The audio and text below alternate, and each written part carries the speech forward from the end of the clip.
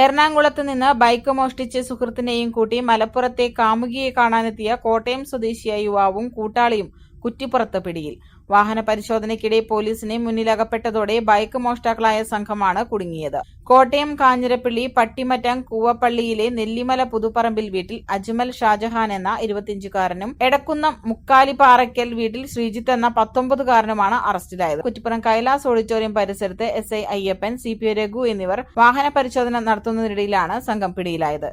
പോലീസിനെ കണ്ട് ബൈക്ക് ഉപേക്ഷിച്ച് രക്ഷപ്പെടാൻ ശ്രമിച്ചെങ്കിലും അജ്മൽ പിടിയിലായി. പിന്നാലെ തന്ത്രപരമായി ശ്രീജിത്തിനെയും പിടികൂടുകയായിരുന്നു. മോഷ്ടിച്ച പൾസർ ബൈക്കിന്റെ നമ്പർ പ്ലേറ്റുകൾ ഊരിമാറ്റിയായിരുന്നു സംഘത്തിന്റെ യാത്ര. ഇതുകണ്ടാണ് പോലീസ് വാഹനം തടഞ്ഞത്. അതോടെ സംഘത്തിന്റെ കണക്കുകൂട്ടലുകൾ പാളി.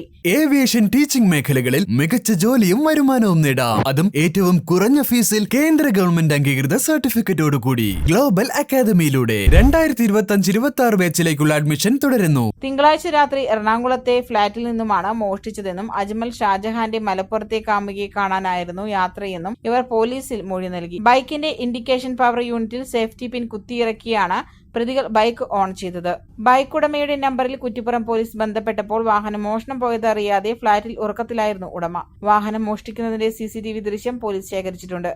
SIമാരായ K ഗിരി, സുധീർ, അയ്യപ്പൻ, CPO രഘു എന്നിവരുടെ ചോദ്യം ചെയ്യലിൽ ഇടപ്പള്ളി, കോട്ടയം പോലീസ് സ്റ്റേഷനുകളിൽ വിവിധ കേസുകളുള്ളതായി സംഘം സമ്മതിച്ചിട്ടുണ്ട്. പ്രതികളെ തിരൂർ ജുഡീഷ്യൽ മജിസ്ട്രേറ്റിന് മുന്നിൽ ഹാജരാക്കി റിമാൻഡ് ചെയ്തു. Editor live, Kuttippuram.